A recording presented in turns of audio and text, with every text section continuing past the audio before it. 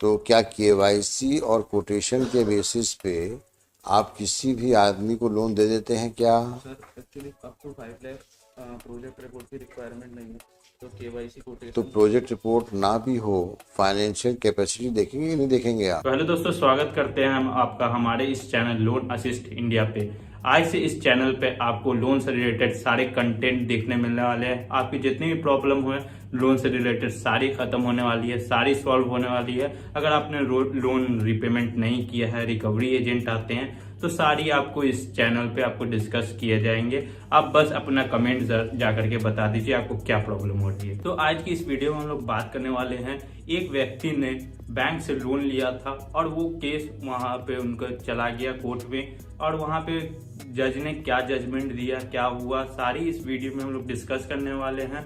चलेंगे देखेंगे court session. अगर आपने भी किसी एनबीएफसी से लोन लिया है, पर्सनल लोन लिया है, अनसिक्योर्ड लोन लिया है, तब उन केस में आपको डरने की जरूरत नहीं है, क्योंकि अगर आप लोगों ने 2 लाख से कम कोई लोन लिया है तब तो वो केस कभी नहीं करने वाले हैं। इन केस अगर आपने 2 लाख से ज्यादा लिया है तब वो केस कर सकते हैं। अगर उसके रिलेटेड भी आपको कंटेंट चाहिए तो आप हमारे चैनल को सब्सक्राइब करके रखें। तो चलिए यहाँ पे ये देख लेते हैं कोर्ट का सेशन। अगर आप हमारे चैनल पर नए हैं तो चैनल को सब्सक्राइब करें, वीडियो को जरूर लाइक करें। लोन एप्लीकेशन के साथ क्या क्या डॉक्यूमेंट्स लगे थे? उसका केवाईसी लगा हुआ है सर, कोटेशन लगा हुआ है और और तो सर तो क्या केवाईसी और कोटेशन के बेसिस पे आप किसी भी आदमी को लोन दे देते हैं क्या? Sir actually up to 5 lakh project report की रिक्वायरमेंट नहीं है, तो केवाईसी तो कोटेशन। प्रोजेक्ट रिपोर्ट ना भी हो, फाइनेंशियल कैपेसिटी देखेंगे कि नहीं देखेंगे आप? सर वो देखा था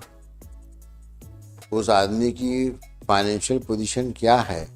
4 लाख का या 5 लाख का लोन अगर आप दे रहे हैं किसी को, भले प्रोजेक्ट रिपोर्ट की आवश्यकता ना हो, लेकिन वो आदमी लोन रीपे कर सकता है और वो इसको मशीन लगाने में इच्छुक है, उसका कोई हलफनामा है। पोस्ट 420 जो होते हैं वो कभी भी अपना नाम कहीं नहीं देते, और सही भी है। अगर वो नाम दे दिया तो 420 ही किस बात की?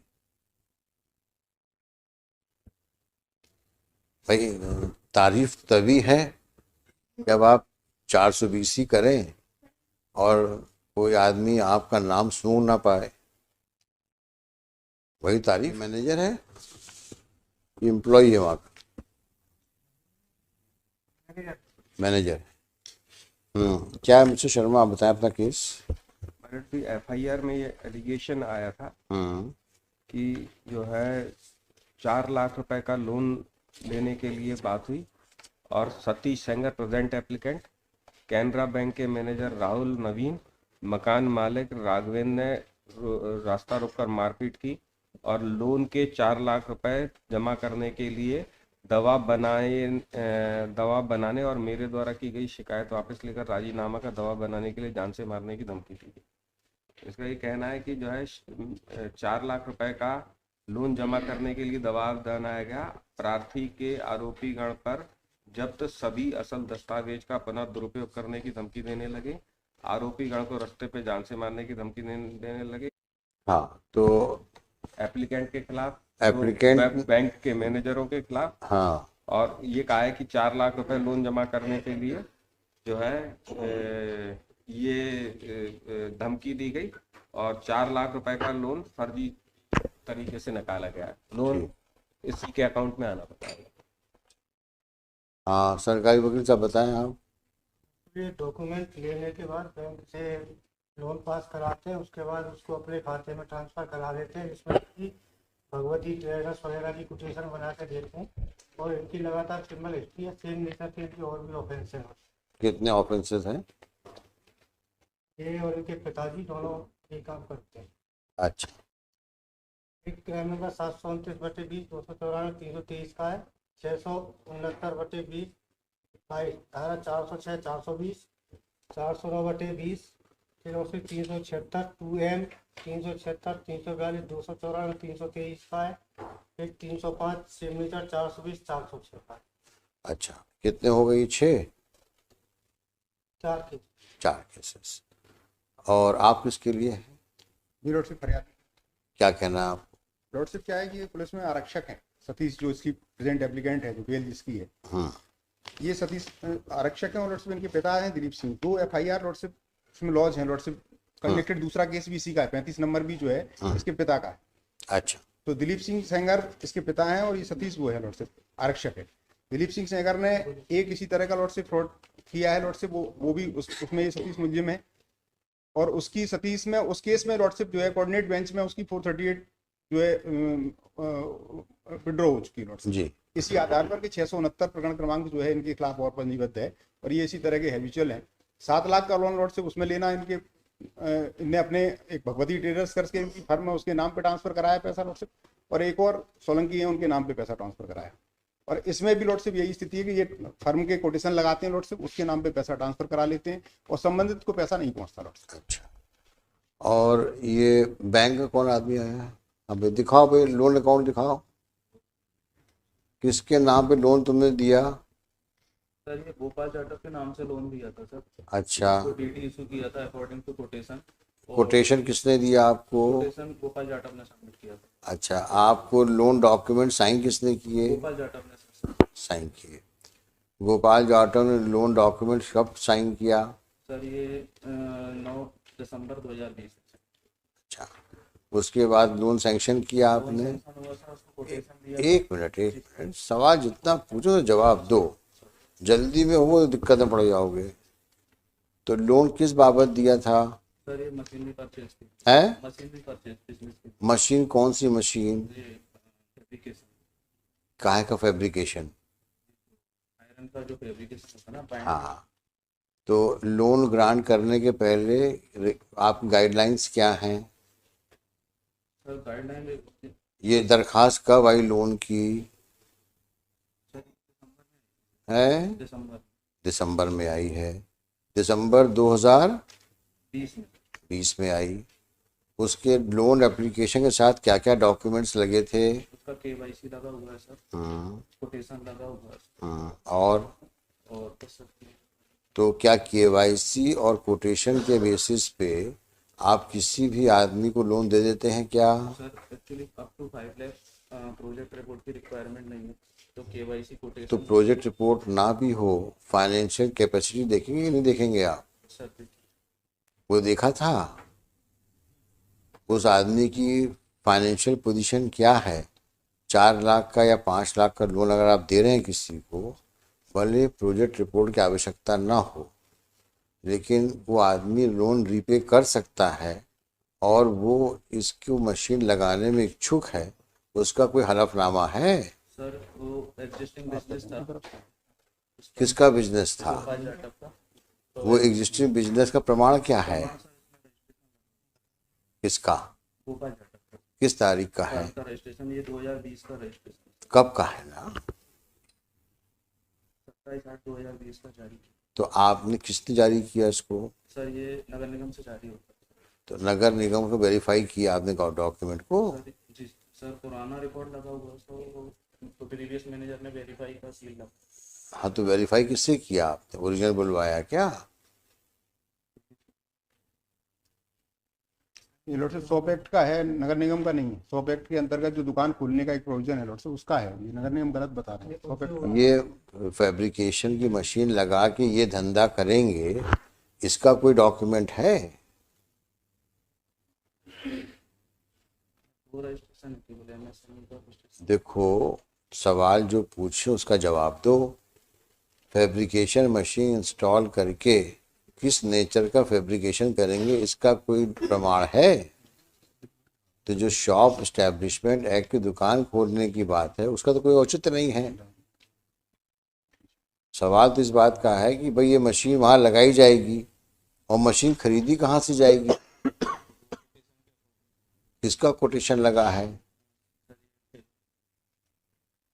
भगवान दास ट्रेडर। भगवान दास ट्रेडर्स मशीन बेचते हैं क्या? वो उधर थी, मैंने है? वो उसका GST नंबर और फर्म लाइव थी, वो भी बंद हो गई। नहीं, मैं जानना चाहूँगा कि 20 अक्टूबर की बात, दिसंबर 2021-20 में ये फर्म क्या किस बिजनेस में एंगेज थी? फैब्रिकेशन रिलेटेड मशीनरी सप्लाई के लिए। तो उसका प्रमाण कोई है? तो जीएसटी ऑनलाइन करने भर से तो काम नहीं चलेगा ना। लेकिन ये फर्म फैब्रिकेटिंग मशीन्स की मैन्युफैक्चरिंग में इन्वॉल्व है, इसका कोई प्रमाण है? कोई प्रमाण नहीं है। आपने एक कंपनी, एक जीएसटी, अब भगवती ट्रेडर्स किस काम के लिए रजिस्टर्ड है, इनका क्या टर्नओवर है, ये मशीन की सप्लाई करते हैं, इसका कोई प्रमाण है कहीं पर? और जब आप लोन देते हैं तो वो पैसा तो जिस मशीन का कोटेशन आता है उसको पेमेंट होता है ना, थ्रू डीडी है? डीडी के थ्रू भगवान दास ट्रेडर को ही पेमेंट किया था। भगवान दास ट्रेडर्स को पेमेंट किया था आपने? डीडी है उसका एक्नॉलेजमेंट है। हाँ, गोपाल को हैंडओवर किया था मशीन की परचेज के लिए। नहीं, वो तो आपने डीडी से पेमेंट करने के बजाय आपने ट्रांसफ़र नहीं किया पैसा। अच्छा, इसमें क्या ये भगवान दास को ट्रेडर्स को पार्टी बनाया, एक्यूज बनाया है, नहीं बनाया है? तो फर्जी है जो नहीं। 35 नंबर केस है। नहीं बनाया लॉर्डशिप, ना तो इनको बैंक वालों को बनाया एक्यूज लॉर्डशिप उसमें, ना भगवान दास को बनाया लॉर्डशिप। जबकि ये है कि इनको पता है कि भगवान दास ट्रेडर्स के नाम से कोई फर्म नहीं लॉर्डशिप। ये जीएसटी का नंबर जो बता रहे हैं वो बंद हो चुकी है फर्म, अभी ये कंफर्म कर रहे हैं कि बंद हो चुकी है। कब बंद हुई है वो फर्म? उसने भरा ही नहीं, शुरुआती दौर में लिया लॉट से कोई नंबर और फर्जी करके ये इसका एफिडेविट भी लगाया। कब बंद किया? सतीश सेंगर का लॉट से उसमें एफिडेविट भी लगाया केस डायरी में कि मैंने ये लोन इसको निकलवाया था और ये इस तरीके से पैसा दे दूंगा इसको। ये एफिडेविट लगाया सतीश 3 महीने के अंदर पैसा जमा करने का। सतीश सेंगर कौन हुए? ये जो प्रेजेंट एप्लीकेंट है हाँ। उसका एफिडेविट लगाया केस डायरी में। किसमें? ये अपना केस डायरी में उसने जब इस पर दबाव बना था तो एसपी वगैरह की शिकायत हुई थी, तब इसने एफिडेविट दिया है कि यह कि मुझ शपथ करता है एक मुद्रा लोन गोपाल जाटव पुत्र श्री गणेश राम जाटव निवासी श्रीनगर कॉलोनी मुराद ग्वालियर के दस्तावेजों से मेरे द्वारा 4 लाख रुपए का लोन लिया था, जिसका लोन अकाउंट नंबर सो है, जिसका संपूर्ण भुगतान मुझ शपथकर्ता के द्वारा आज दिनांक से 30 माह के अंदर मैं ब्याज सहित जमा किया जाएगा। यदि मुझ शपथकर्ता के द्वारा मुद्रा लोन की राशि 4 लाख रुपए मैं ब्याज के भविष्य में जमा नहीं की जाती तो गोपाल जाटव को अधिकार होगा कि वह मुझ शपथकर्ता व अन्य आरोपीगण के विरुद्ध कानूनी कार्रवाई कर एफआईआर दर्ज कराने के लिए बाध्य होगा, जिसमें मुझ शपथकर्ता को कोई आपत्ति नहीं होगी। ये लोन सैंक्शन किस मैनेजर ने किया है? कहाँ है वो? गुजरात में सर, पाटन। उसको एक्यूज नहीं बनाया आप लोगों ने? क्यों नहीं बनाया? तो है नहीं वर्तमान में लोग। अच्छा, ये जो आप जीएसटी नंबर बता रहे हैं किस तारीख को आपने वेरीफाई किया? 15 जनवरी का कैंसिल है। 15 जनवरी 2021 का कैंसिल कैंसिल भी हो गया, वो खुद कैंसिल कराया है। तो मतलब आपने ना तो उस कंपनी की जांच करी, बस जीएसटी नंबर लिखा आपने और देख लिया। इसी में पूछ रहा हूँ आपसे, 4 लाख रुपए पेमेंट करने के लिए आपने भगवती के नाम पे तो दे दिया ड्राफ्ट, लेकिन भगवती इस नाम से मशीनें बनाते हैं, इसका तो प्रमाण कहीं नहीं है ना आपके पास में है? तो इसको एक्यूज बनाओ भाई, पहले इसको हम पेंडिंग रखेंगे और ये इसको लिख देते हैं इसमें कि इसको एक्यूज बनाएंगे आप। मिस्टर शर्मा, आप कुछ कहना है? नहीं, आपको बेल के लिए और कुछ बहस करनी है? प्रेजेंट एप्लीकेंट के पास कहीं से भी आया तो मतलब इन्होंने लोन सैंक्शन किया गोपाल के लिए इन्होंने ड्राफ्ट हैंडओवर किया। इनके मुताबिक गोपाल के जो ड्राफ्ट हैंडओवर किया गया वो किसी भगवती फर्म के नाम से हैंडओवर किया गया। उस भगवती का और प्रेजेंट एप्लीकेंट का कोई भी नेक्सस रहा हो तो उसका जो ड्राफ्ट दिया गया होगा उस ड्राफ्ट पे उस अकाउंट में जमा हुआ होगा, उसके वो अकाउंट किसके नाम से था, उस अकाउंट का ऑर्डर ये फर्म भगवती है उसका प्रोपराइटर क्यों था, उस प्रोपराइटर का मुझसे क्या लेना देना था, या उस प्रोपराइटर के अकाउंट से कोई राशि मेरे अकाउंट में आई गई हो, ऐसी कोई भी मैटर इनोसेंट है। जो लॉट से वो अच्छा, बैंक के मैनेजर साहब ये बताओ कि इस आदमी का कहीं सिग्नेचर है? इसको डीडी हैंडओवर किया था उसका एक्नॉलेजमेंट। किसको? गोपाल नहीं, गोपाल नहीं, सतीश सेंगर को। ये तो साफ सुथरा इंसान, शरीफ आदमी है,